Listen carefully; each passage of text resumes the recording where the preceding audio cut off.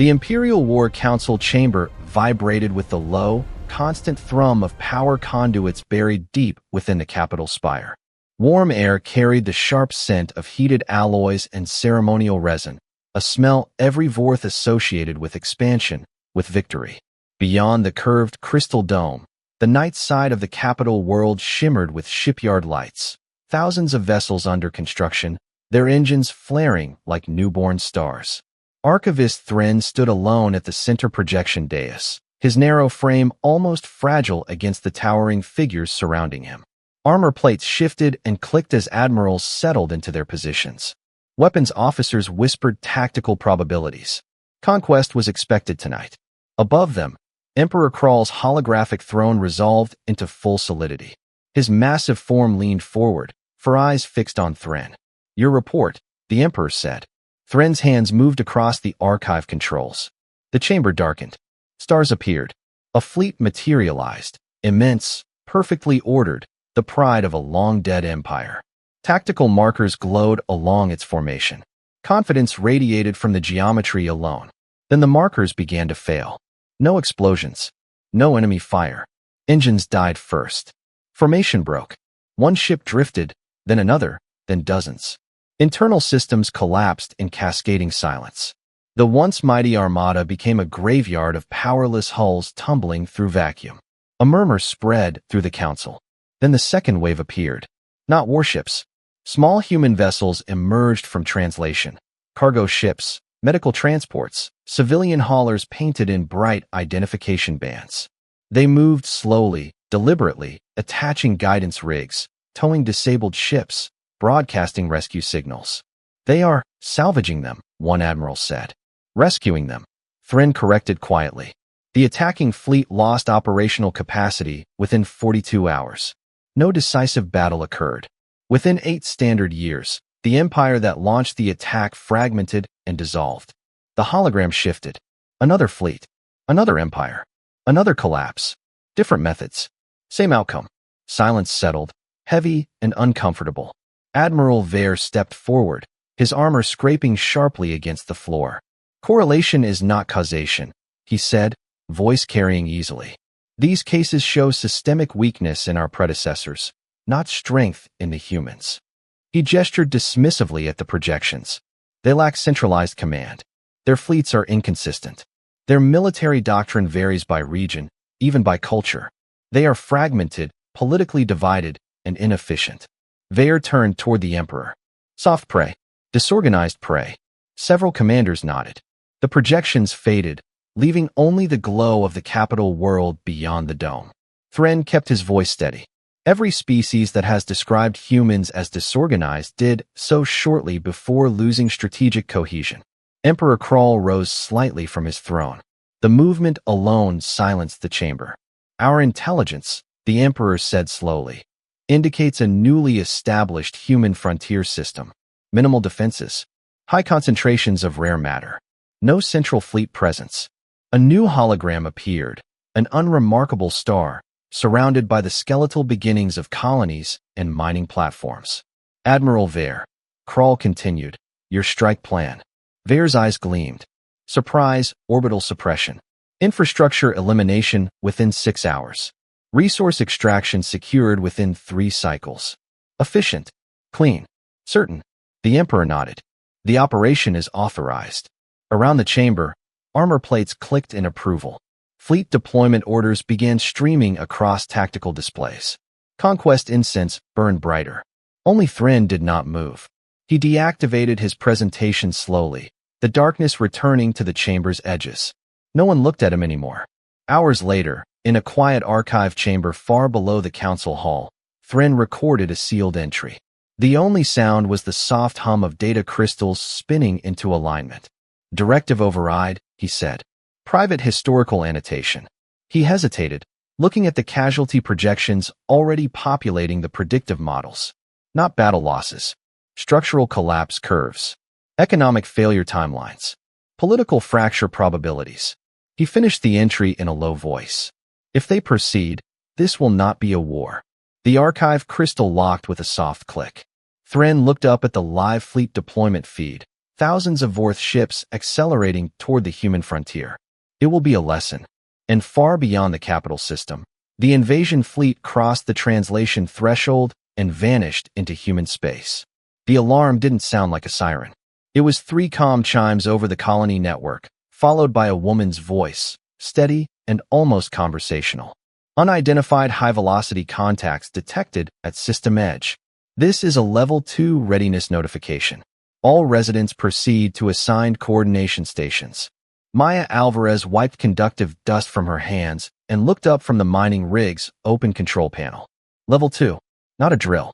For a moment, the vast construction bay was silent except for the slow grinding of cooling machinery and the faint hum of the colony's fusion spine.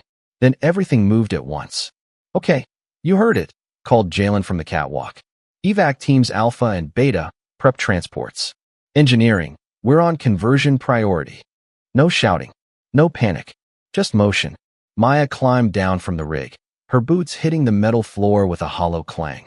Through the open bay doors, she could see the sky, thin atmosphere, pale stars, and the distant glint of orbital traffic already shifting patterns. Unknown ships at the edge. She felt the fear arrive, cold and sharp, but it didn't freeze her. It settled somewhere behind her ribs and stayed there, quiet and useful. Because there was work to do. Her wrist display lit automatically. Role assignment updated. Structural engineering / defensive conversion team secondary. Civilian evacuation coordination. Figures, she muttered. A teenager sprinted past carrying a crate of emergency seals. Behind him, the colony schoolteacher was arguing with a security officer over cargo mass limits. On the overhead screens, civilian traffic lanes reorganized themselves into evacuation corridors. No one was waiting for orders from Earth. No one expected them. Maya keyed into the engineering channel. "This is Alvarez. Confirm we're doing the ugly thing." Jalen's voice came back immediately. "Yeah, mining rigs go from profit to problem. We're turning them into orbital denial." Maya looked back at the massive drilling platform she'd spent 2 years optimizing for efficiency. "Well," she said quietly, "sorry, old girl." Then she grabbed a plasma cutter and got to work. By the time the sun dipped behind the colony's horizon ridge, the town hall was standing room only. Farmers in dust-stained suits stood beside lab technicians still wearing sterile gloves. Mechanics, teachers, medics, survey pilots, cooks, children. 3,000 people packed into a space designed for 500. The meeting wasn't being run by a governor. There wasn't one. At the front of the room stood a rotating panel. Maya from engineering, Captain Idris from local security, Dr. Chun from the medical cooperative, and Lila Torres, who technically ran the grocery distribution network but had somehow become the colony's unofficial logistics brain. The air smelled like sweat, machine oil, and recycled oxygen pushed past comfortable limits. Maya glanced down at her tablet. Orbital estimates scrolled across the screen. Unknown ships still inbound. Too fast. Too quiet. No response to hails. Not pirates, then. Something organized. She stepped forward. "Okay," she said, voice amplified through the hall speakers. "Here's where we are." The crowd quieted instantly. "We've got unidentified military-grade signatures entering the outer system. Best case scenario, they're scouting. Worst case, they're not stopping." A murmur moved through the room. Fear, but controlled, contained. "We've already started evacuation priority," Lila added. "Children, medical cases, and non-essential personnel will be off-world within 30 hours if traffic holds." Someone raised a hand. "And if traffic doesn't hold?" Captain Idris answered that one. "Then we make sure the lanes stay open." No bravado. Just fact. Maya looked out at the faces in front of her. People she'd eaten with. Worked beside. Argued with over air quotas and water usage and festival planning. Her chest tightened. Because the next part mattered. "We don't have fleet support," she said. "Closest response time from Earth is too long. Which means this colony is the delay." Silence. Everyone understood. If something hostile arrived, their job wasn't to win. Their job was to make the system expensive enough, complicated enough, slow enough, that help could reach everyone else. Dr. Chin stepped forward with a tablet. "We're opening a vote. Option 1, full evacuation. Abandon infrastructure, scatter to nearest safe ports." A pause. "Option 2, Maya said quietly, we hold. Engineers, pilots, security, volunteers.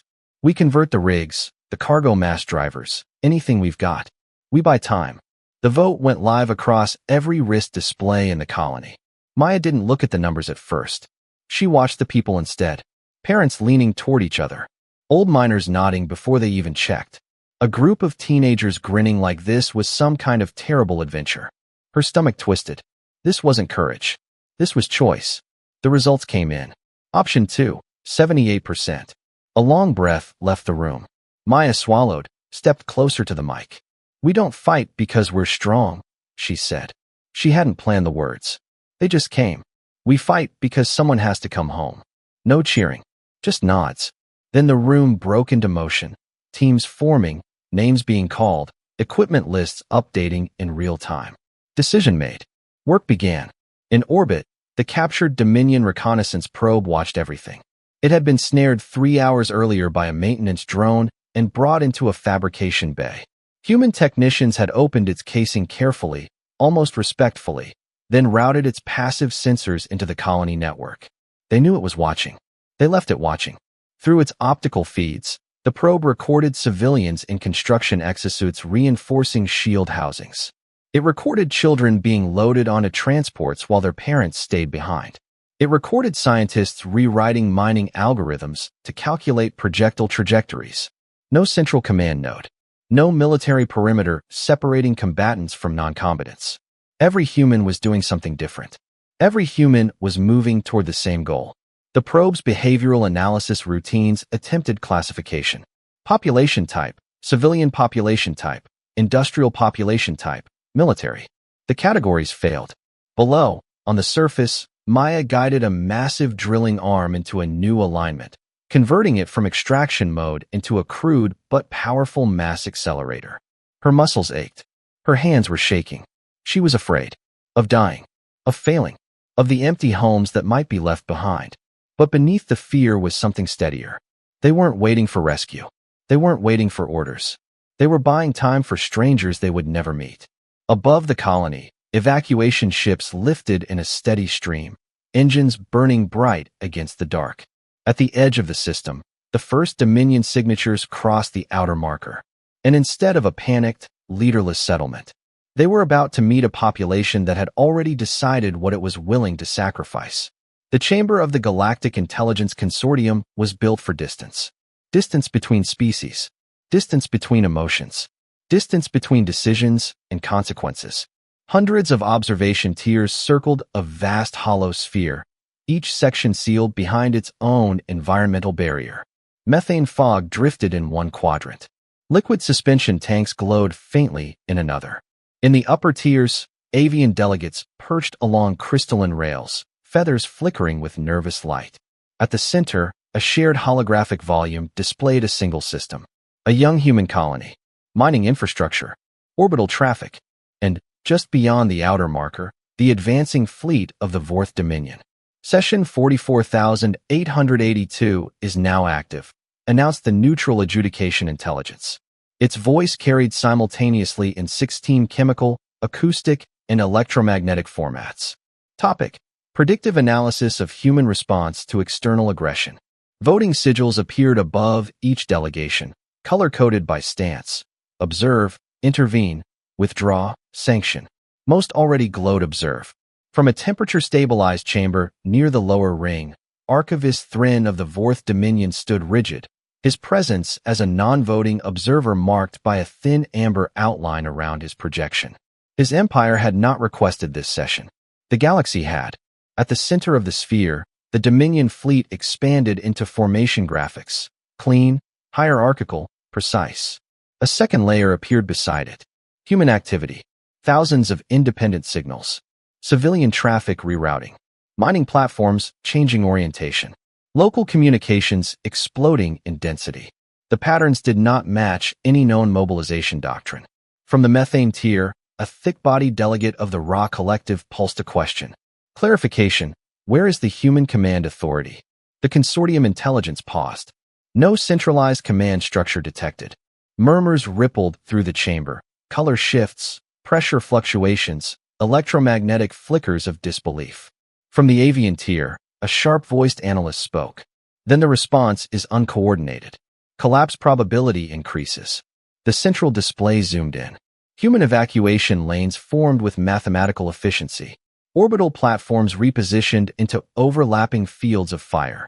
Civilian vessels clustered into defensive traffic corridors. Uncoordinated, but not chaotic. Thren watched the room's reactions carefully. Most species in the chamber came from hierarchical civilizations. Their wars were simple. Locate leadership, destroy command nodes, trigger surrender. The Dominion strategy assumed the same. It always had. The consortium intelligence shifted the display again. Historical overlays appeared.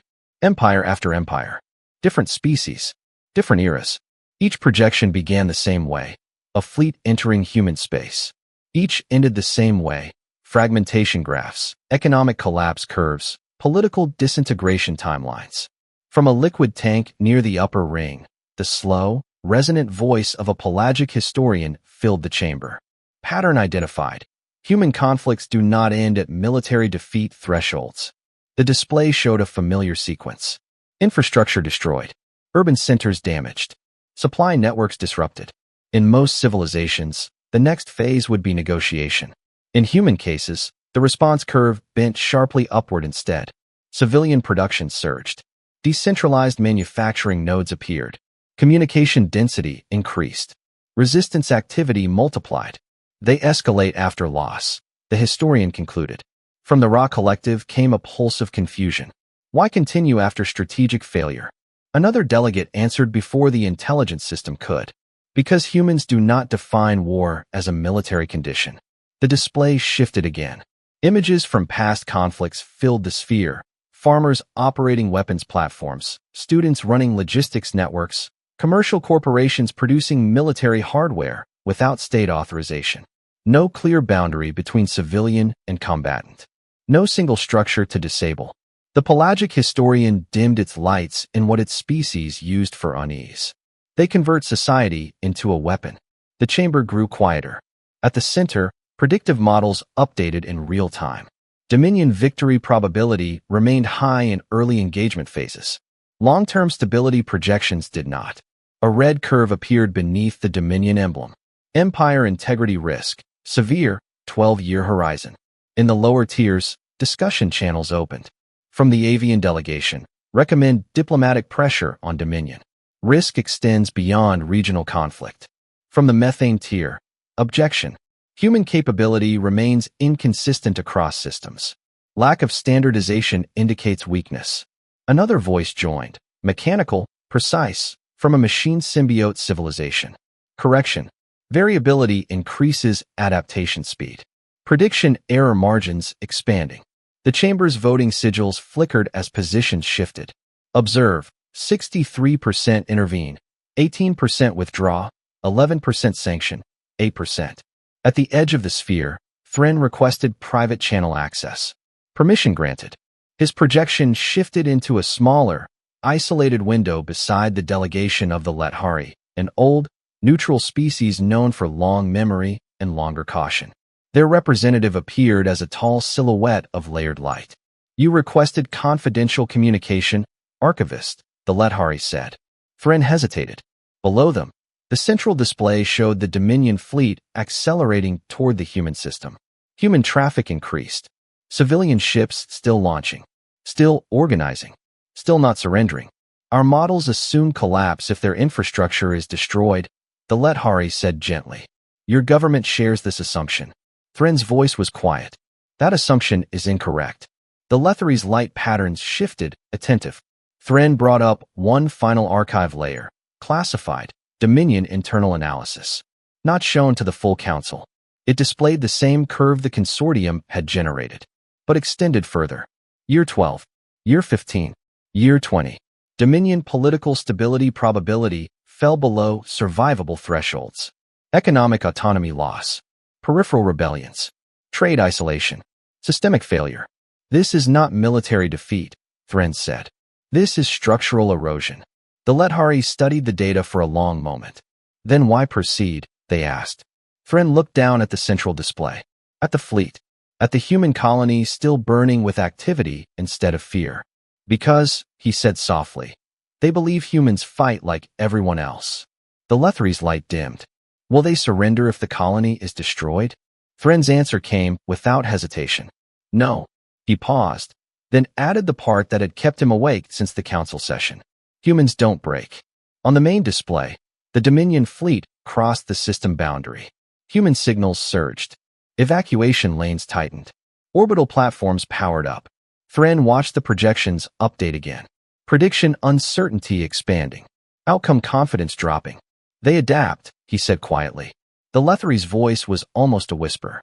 How fast? Thren looked at the data, then at the future curves no one wanted to believe. Faster than we can measure. The first strike lasted 11 minutes. From orbit, the Dominion fleet moved with clinical precision. Energy lances carved glowing lines across the surface of the frontier world. Mining complexes vanished in expanding spheres of vapor. Atmospheric processors ruptured in chains of white-hot detonations. The orbital platforms, once drilling stations turned makeshift defenses, fired a brief, desperate storm of mass driver rounds before coordinated counterfire reduced them to drifting slag. Admiral Vare watched from the command deck as target icons turned from active to gray. Surface resistance eliminated, reported tactical control. Orbital infrastructure neutralized. No organized military response detected. Below, the colony burned. Cities were gone. Landing fields were gone. The primary fusion spine failed in a silent collapse that darkened half the hemisphere. Residual signals flickered across the tactical display. Thousands of small, scattered transmissions. Civilian frequencies. Emergency channels. Distress beacons. Vare studied them for a moment, then dismissed the layer. Resource survey teams will deploy when atmospheric conditions stabilize, he said. Proceed to Phase 2. To him, the operation was already over. On the far side of the system, the last evacuation convoy burned hard for deep space. Inside Transport Aurora, 17, Maya Alvarez sat strapped into a crash seat, her hands still shaking from adrenaline and smoke inhalation. Through the forward viewport, her homeworld shrank, its night side glowing with scattered fires. She had expected grief. Instead, what she felt was pressure. Urgent. Directional. Like something pushing outward through her chest. Her wrist console pulsed. Colony network. Emergency broadcast relay available. She hesitated only a second. Then she opened a channel. Her face appeared across dozens of civilian bands, mining networks, contractor frequencies, academic relays, and open human emergency protocols. Behind her, the viewport framed a burning planet. Her voice came out raw but steady. They hit the colony. Orbital strike. Infrastructure loss is total. She swallowed once. We're not victims. A pause. We're witnesses. Then she flagged the transmission for open distribution and hit propagate. The message left Aurora, 17, and entered human space. It did not travel along a single military network. It spread. Through commercial shipping relays. Through insurance risk channels. Through academic research nodes. Through private security contracts. Through hobbyist deep space antenna arrays maintained by people who just liked listening to the stars. On Earth, the message arrived in fragments. At Earth Defense Coordination, it triggered something older than any single command structure. There was no single alert tone. Instead, systems began changing priority levels. Civilian traffic algorithms shifted to emergency routing. Strategic material reserves flagged for conditional release. Independent contractor registries unlocked emergency clauses. A quiet line of text appeared across dozens of secured networks. External aggression confirmed, distributed response authorized. In the orbital traffic control sphere above Earth, an operator blinked as her display filled with new flight plans. Who ordered this?" she asked. Her supervisor leaned over. "No one," he said slowly. Across the system, ships began moving. Cargo haulers filed emergency conversion notices, logistics support/hazard operations. Deep space miners altered course. Private security fleets activated dormant contracts. Retired naval vessels powered up under civilian ownership. Volunteer registries lit up faster than servers could process them. Response times varied wildly. Some ships launched within minutes. Others needed hours to reconfigure cargo bays, swap software packages, or find crews. There was no formation, no central assembly point, no unified doctrine. But trajectories began to converge. At the Galactic Intelligence Consortium, analysts watched the map fill. Human signals multiplied across sectors. Vectors intersected. Clusters formed, dissolved, reformed. A raw observer pulsed uneasily. This is not a fleet. A machine symbiote analyst replied, correct. It is a population movement. The projected density curves climbed. Prediction models began widening uncertainty margins. Back in Dominion command space, the anomalies appeared 3 hours after the colony strike. Long-range sensors flagged increased traffic across multiple human systems. Not toward military shipyards, toward the frontier region. Ver studied the reports with mild irritation. Civilian evacuation spillover, he said. They are abandoning peripheral territories. His operations officer hesitated. Admiral, traffic patterns are inbound. Ver looked again. Thousands of signatures. Different drive profiles. Different hull classes. Different acceleration capabilities. Uncoordinated, but converging. He turned away. Proceed with Phase 3. Target industrial nodes within a 5-system radius. If they intend to reinforce, we will remove their production capacity. The order transmitted across the Dominion fleet. In human strategic databases, that order triggered something else. Wartime mobilization protocol. Escalation threshold reached. On Earth, priority systems shifted again. Strategic reserves unlocked fully. Civilian manufacturing licenses converted to emergency defense production. Autonomous fabrication networks retasked from commercial output. Insurance liability shields activated for volunteer combat support. Across the planet, factories did not wait for government contracts. They started making whatever the incoming ships said they would need. On Aurora, 17, Maya finished securing the broadcast equipment when a notification appeared on her console. Message distribution. 2.4 million relays confirmed volunteer response channels active. She stared at the numbers. Her hand stopped shaking. Behind her, the burning world finally slipped behind the curve of space. She whispered to no one. Okay. In the outer systems, the first wave of civilian ships crossed the halfway point. Some were armed. Most were not. All of them were coming. At the consortium, the human movement map had stopped looking like traffic. It looked like weather. At Dominion Command, new projections estimated contact windows shrinking by the hour. Admiral Ver authorized deeper strikes. More systems. More infrastructure targets. More pressure. On Earth, the mobilization index crossed a quiet internal threshold. Status updated. Distributed response phase. Active civilian convergence density. Increasing estimated operational mass. Growing. The numbers continued to climb. And for the first time, Dominion predictive models began showing something they had not accounted for. Not a fleet. Not an army. A swarm. And it was still getting larger. The first Human War Council did not take place in a bunker.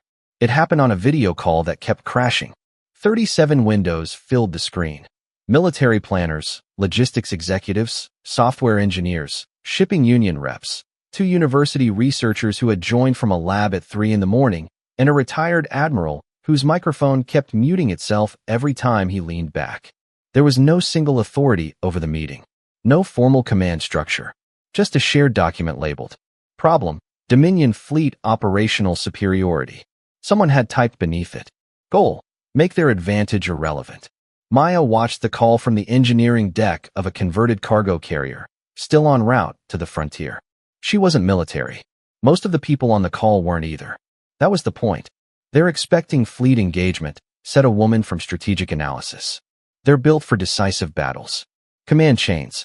Resource concentration. A logistics executive nodded. Then we don't fight their fleet. A cybersecurity lead leaned forward. We fight everything that keeps their fleet moving. The shared document updated rapidly.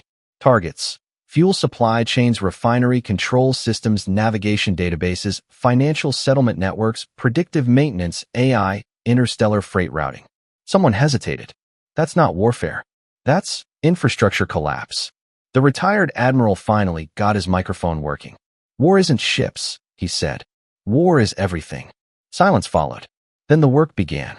In the Dominion refinery system of Keflor, logistics officer Tarav was reviewing routine production reports when the first alert appeared. Output variance, 0.7%. Minor. Within acceptable tolerance. He approved the correction cycle. 30 minutes later, a second alert appeared. Combustion instability detected. Batch 4412. Tara frowned. The refinery's automated chemistry control AI had adjusted fuel ratios to compensate for trace impurities in incoming raw material. That was normal. What wasn't normal was the cascade that followed. Reaction efficiency dropped. Stabilizers overcompensated. Temperature curves shifted just enough to avoid triggering safety shutdowns. Production continued. The fuel looked correct. It wasn't. 6 hours later, the first Dominion patrol vessel reported engine irregularities. Then 3 more. Then a carrier group. Diagnostics showed no sabotage. No foreign code. All refinery controls were operating within approved parameters. The problem was deeper. Weeks earlier, a human infiltration team had altered a minor calibration constant buried in a legacy chemistry module, an update that had passed Dominion validation because it optimized efficiency by 0.2%. Over time, it slowly destabilized long-term fuel integrity. Now, entire reserves were degrading in storage. Tariff stared at the growing list of affected depots as the scale became clear. Isolate Keflor production immediately, he ordered. The response came back. Isolation impossible. Contamination propagated through automated distribution network. Across Dominion space, ships began reporting fuel inconsistencies. At the Galactic Intelligence Consortium, observers watched the production graphs fall. This is not a fleet engagement, an analyst said quietly. No, replied the machine symbiote representative. This is metabolic failure. The attacks weren't limited to code. In the outer asteroid belts near the contested systems, human mining guilds had stopped extracting ore. They were moving rocks. Massive chunks of nickel iron were fitted with cheap guidance packages, stripped cargo thrusters, and improvised shielding. They weren't aimed at ships. They were aimed at traffic lanes. Dominion navigation AI, optimized for efficiency, began rerouting constantly to avoid unpredictable kinetic hazards. Shipping times doubled. Fuel consumption spiked. On Earth, a group of competitive strategy gamers ran open-source simulations using public Dominion performance data scraped from past encounters. Within 48 hours, they released optimized swarm interference models to volunteer fleets. Universities adapted the models into automated routing tools. Within days, civilian ships were moving in patterns specifically designed to overwhelm Dominion sensor prioritization systems. No single action was decisive. Together, they were exhausting. At a research campus in Luna orbit, graduate students designed a counter-algorithm that identified Dominion maintenance cycles. The tool spread through civilian networks in hours. Volunteer groups began timing minor harassment actions, signal noise, traffic congestion, drone interference, precisely when Dominion systems were most vulnerable to cascading delays.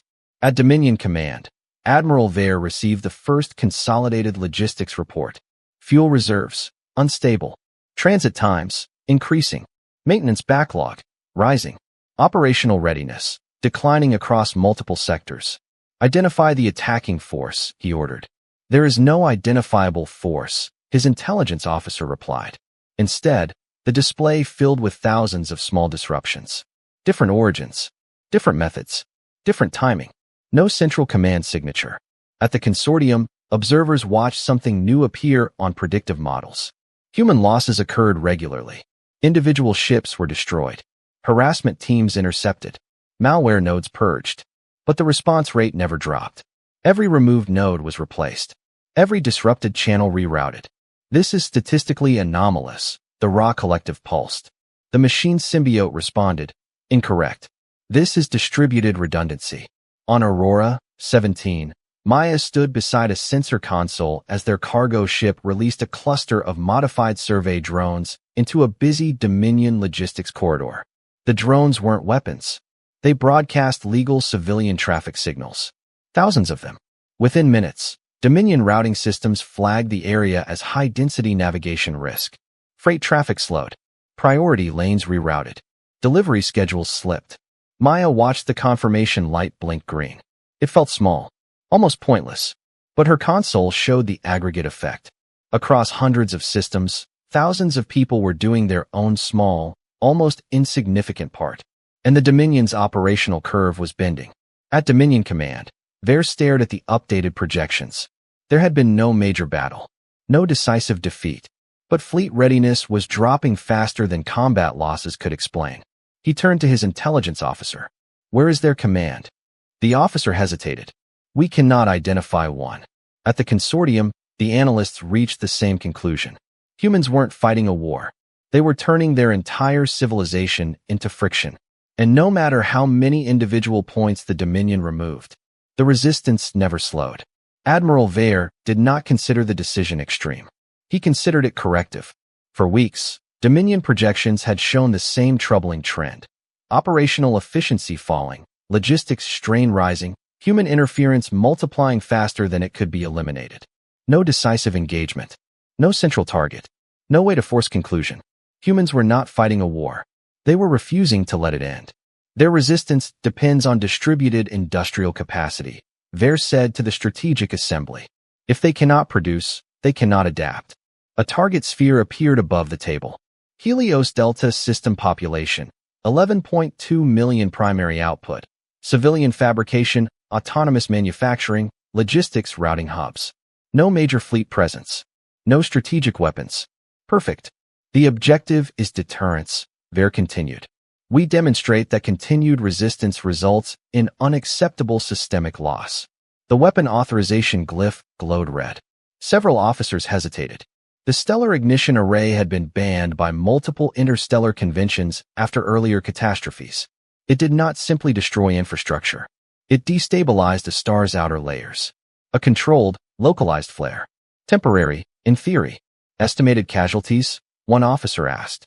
Within acceptable wartime projections, Vare replied. He believed that. A single system lost now would prevent prolonged conflict later. Shock would force negotiation. Humans, like any species, would recognize the cost threshold. The ignition command transmitted. In the Helios Delta system, the star brightened. At first, astronomers thought it was a sensor error. Then the outer corona expanded. Energy output spiked beyond natural variability. Orbiting stations had 92 seconds of warning.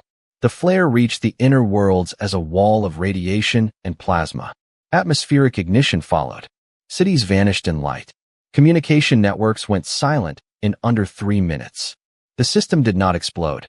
It simply died. On Earth, the first confirmation arrived 12 minutes later. At Earth Defense Coordination, no alarms sounded. Instead, a message appeared across every connected network.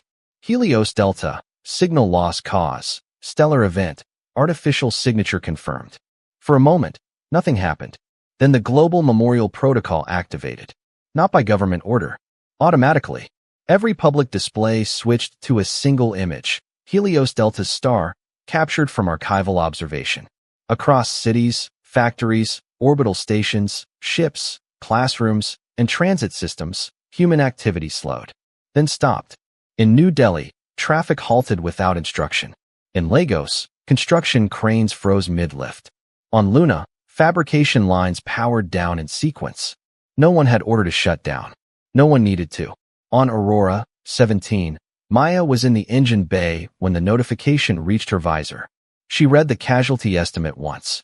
Then again, her hands went numb. 11 million people. Not a colony. A civilization node. She leaned against the bulkhead, sliding slowly to the floor as images began flooding public channels. Last transmissions, half-recorded messages, thermal bloom reconstructions. Her breath came in short bursts. This was the moment she had been afraid of.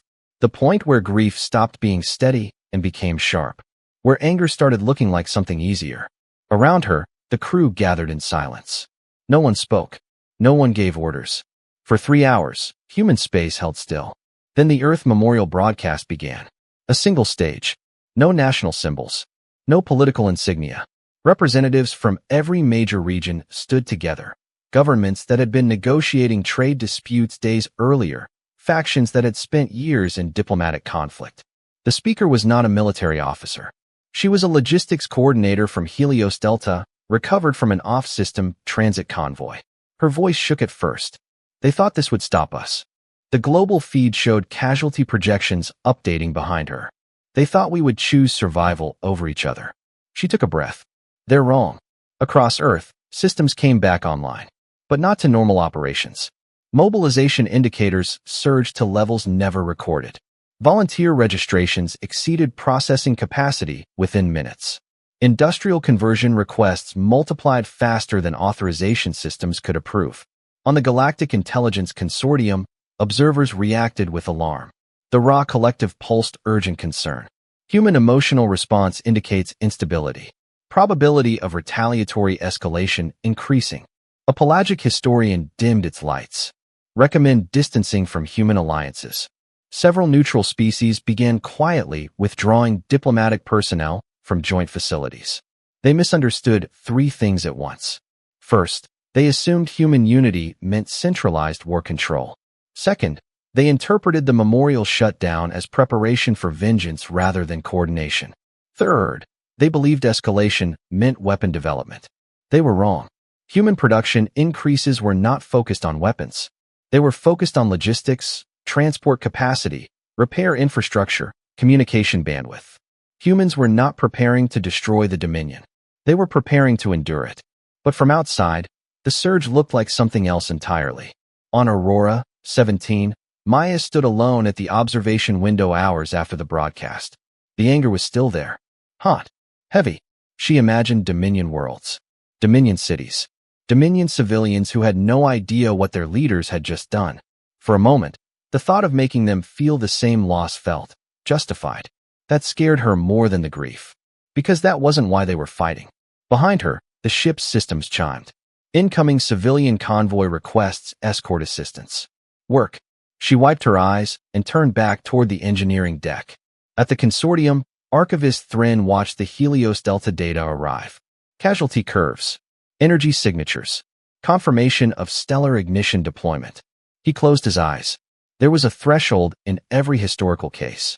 A moment when human resistance changed character, not becoming more violent, but more unified, more efficient, more irreversible. He overlaid the new data onto the collapse projections for the Vorth Dominion. The curve shifted. Steeper. Faster. Earlier onset. A quiet notification appeared. Empire integrity risk. Critical. Thrin opened a private channel to the Lethari Observer. They've done it, he said. Done what?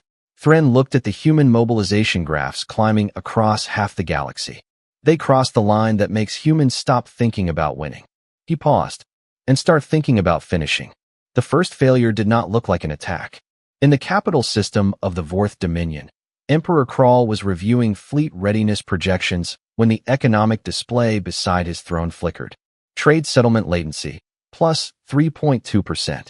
Minor. Correctable. Then the planetary resource exchange stalled. Then the intersystem clearing network delayed. Then the Central Treasury AI requested manual verification for routine transfers. Kral leaned forward as warning indicators began appearing across multiple sectors. Report. Across the Empire, ships were requesting fuel authorization that never arrived. Cargo contracts entered dispute status automatically when payment confirmation failed. Autonomous freight systems paused rather than risk unverified delivery. Within 40 minutes, economic traffic across 12 core worlds slowed to a crawl. There had been no strike, no explosions, no fleet engagement. Yet the Empire had begun to hesitate. In human space, the operation had a name. Operation Ashfall. At Earth Defense Coordination, the command room looked less like a war center and more like a financial exchange during a market crash. Economists argued over bandwidth allocation with cybersecurity teams. Logistics coordinators coordinated time windows with orbital mechanics specialists. Because Ashfall depended on timing, everything had to fail at once. Human infiltration teams had spent weeks inside Dominion networks, not breaking them, but learning them. Currency stabilization algorithms. Credit confidence thresholds. Risk response automation. Dominion economic AI was efficient, predictive, and rigid. It assumed that system-wide disruption was impossible. Ashfall was designed to make the impossible happen everywhere simultaneously. At 317 Coordinated Standard, civilian financial institutions across human space executed synchronized microtransactions through legitimate Dominion trade interfaces. Each transaction was valid. Each was small. Together, they created a liquidity distortion that forced Dominion Treasury AI into emergency risk mode. At the same moment, university research groups released predictive trading models into open networks. models that identified and exploited Dominion hedging behavior faster than their systems could compensate. Currency value fluctuated beyond tolerance. Automatic stabilization routines triggered, then overloaded. Across Dominion space, exchange rates began oscillating wildly. Trade stopped. Confidence collapsed. That was Phase 1. Phase 2 targeted logistics. In asteroid belts near major trade corridors, civilian miners executed pre-planned debris releases. Thousands of small, trackable objects timed to intersect with high-density navigation zones. Dominion routing AI, already operating under economic uncertainty, switched to conservative safety parameters. Transit speeds dropped. Delivery delays multiplied.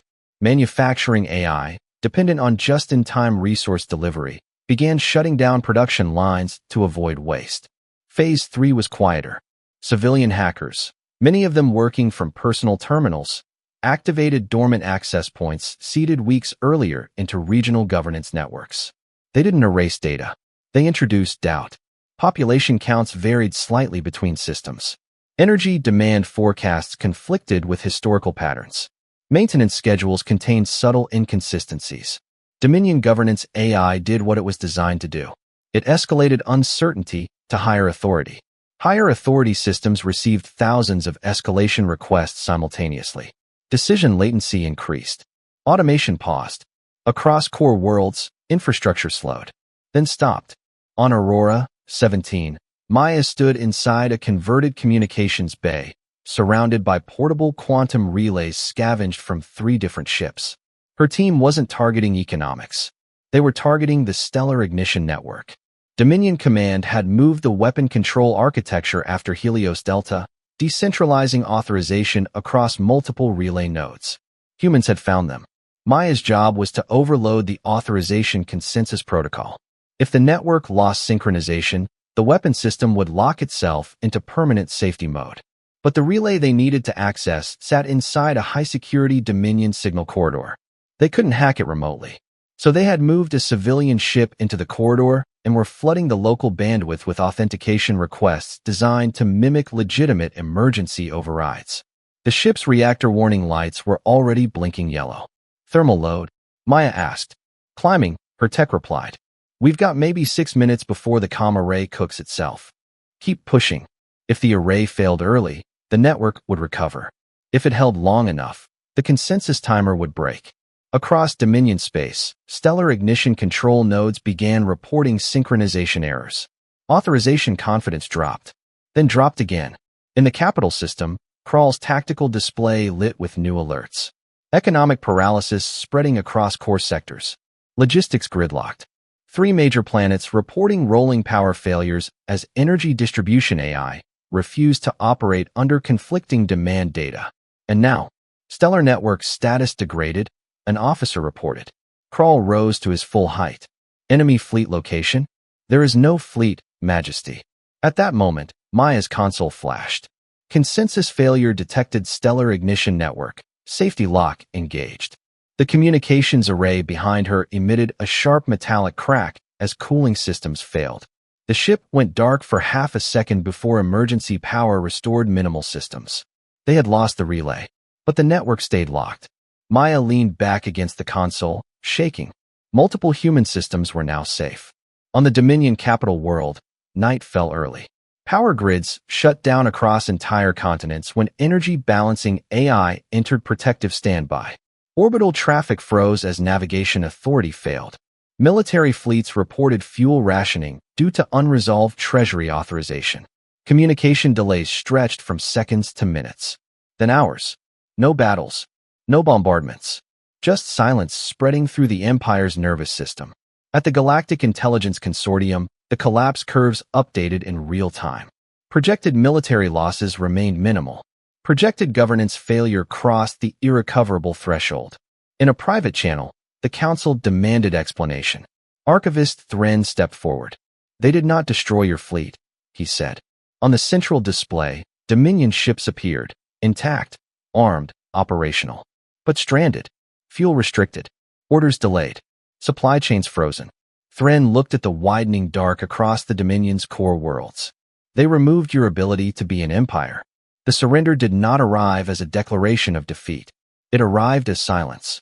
Across the former core worlds of the Fourth Dominion, central authority simply stopped answering. Treasury networks never recovered. Inter-system governance links failed permanently. Sector commanders, unable to pay fleets or coordinate logistics, began issuing local autonomy directives just to keep food distribution moving. Within weeks, the Dominion map fractured into hundreds of independent systems. And then the human ships arrived. They did not come in formation. They came as convoys, cargo haulers, hospital ships, refinery tenders, agricultural platforms, power grid stabilizers. Hulls painted in different colors, owned by different companies, cooperatives, universities, charities. In orbit over Kethlor, a former Dominion citizen named Reth watched through the viewport of a darkened transit station as the first human vessel approached. No weapons deployed. Instead, its cargo bays opened, releasing modular reactor units and atmospheric processors. Station power returned 37 minutes later. Public channels translated the human message automatically. Emergency infrastructure support available. No governance changes required. Local authority remains in place. Reth stared at the text. Why? Someone asked beside him. No one had an answer.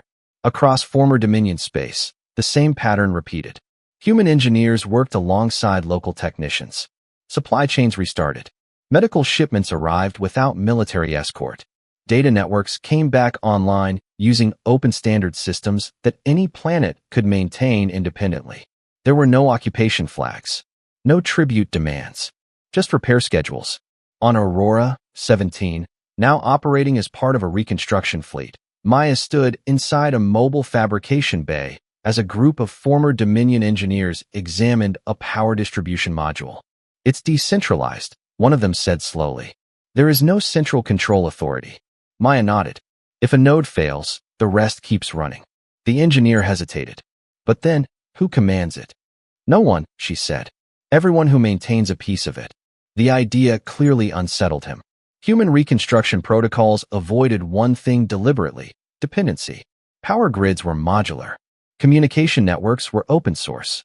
Supply systems were designed to function locally if interstellar trade collapsed again. It wasn't charity. It was insurance. Because every system rebuilt this way was one less system that could be turned into a centralized weapon. Not all work was gentle. Parallel to the reconstruction convoys, investigative teams arrived. Evidence archives. Command logs. Authorization chains. The stellar ignition deployment left a paper trail. War crime tribunals formed quickly, not under human military authority, but through joint local councils supported by human legal infrastructure and translation systems. The message was consistent. Responsibility would be individual, not collective. In a secured holding facility on a neutral station, Admiral Vare waited for his hearing. He had prepared himself for execution. When the door opened, the person who entered was not a soldier. It was Maya. She still wore a civilian engineering uniform, sleeves rolled, grease stains along one cuff. For a long moment, neither spoke. You commanded the strike, she said finally. Yes. Vare held her gaze. If this is interrogation, I will cooperate. It's not. She placed a tablet on the table. It displayed the reconstruction progress of several former Dominion systems. Power restored. Food production stabilizing. Civilian casualty curves dropping. Vare looked at it, confused.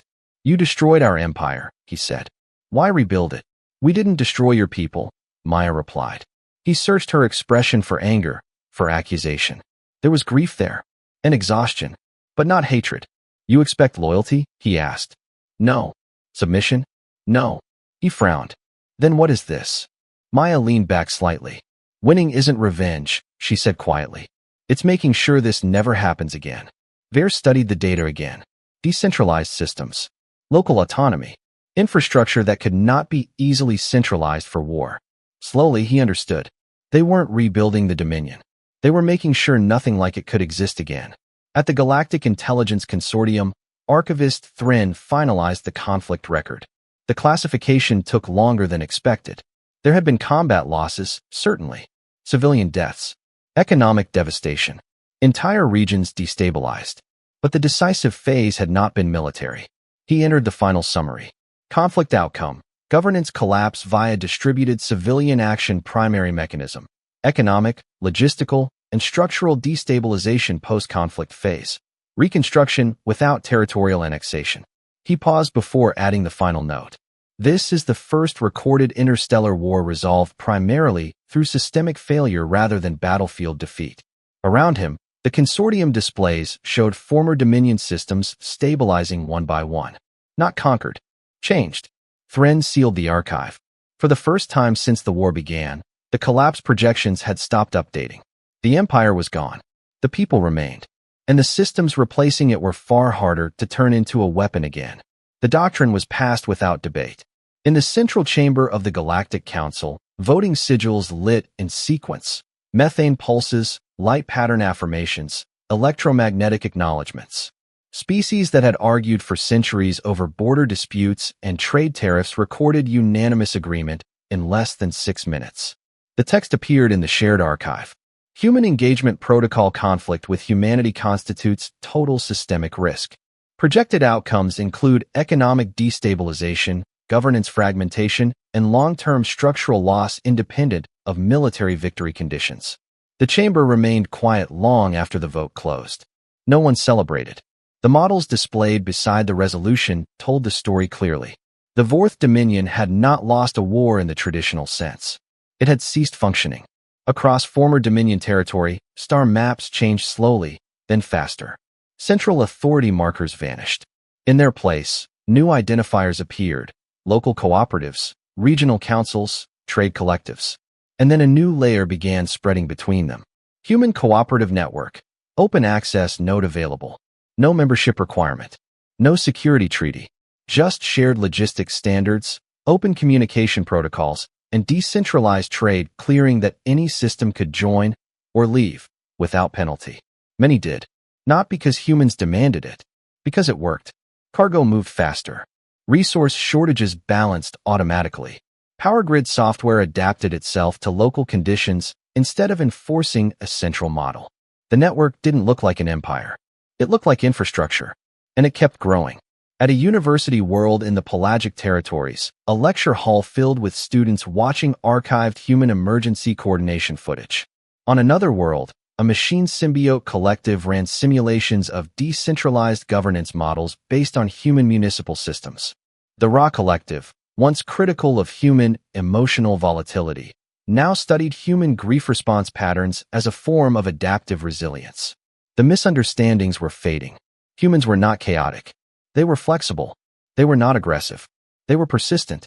In a cultural exchange facility orbiting a former Dominion world, a group of alien administrators sat across from human logistics coordinators. "Where is your central authority for this network?" one asked. "There isn't one," the human replied. "Then who ensures compliance?" "Everyone who benefits from it." The answer still sounded strange. But the shipment arrival data on the screen spoke for itself. Not everything improved. Some former Dominion systems resisted decentralization, fragmenting into competing factions. A few regions rejected human standards entirely, preferring isolation over change. Piracy increased along certain trade edges. Old power structures tried, quietly, to rebuild. The galaxy was more stable. It was also more complicated. In the archives of the Galactic Intelligence Consortium, Archivist Thren prepared a final broadcast classification. Not a report. A warning. The message would be accessible to any species conducting long-term strategic research on humanity. He reviewed the summary one last time. Conflict data, collapse curves, reconstruction timelines, cultural adaptation patterns. The conclusion was simple. He began recording. Humanity does not dominate through superior force, he said. They do not rely on unified command, technological advantage, or strategic predictability. Behind him, the display showed the rise and fall of the Fourth Dominion in compressed time. Expansion, confidence, disruption, silence. They are not the strongest species. He paused, remembering the council chamber. The warnings ignored. The assumptions made. They are the hardest to stop once they decide something must change. The archive sealed. Across the galaxy, the Human Cooperative Network added another node. In the Helios Delta system, the new star had not replaced the old one. Instead, Orbital mirrors and fusion arrays now provided artificial daylight to the surviving habitats. The system would never be what it had been, but it was alive again. On a maintenance platform overlooking the rebuilt orbital grid, Maya Alvarez stood with her helmet tucked under one arm. Below her, hundreds of ships moved in coordinated patterns, human, former Dominion, and several species that had joined the reconstruction effort months after the war ended. A nearby relay tower flashed green. System status, full operational capacity. For a long moment, she just watched the traffic flow. Different designs, different languages, same protocols, same network. Someone beside her asked quietly, "Did we win?" Maya thought about the colony that was gone.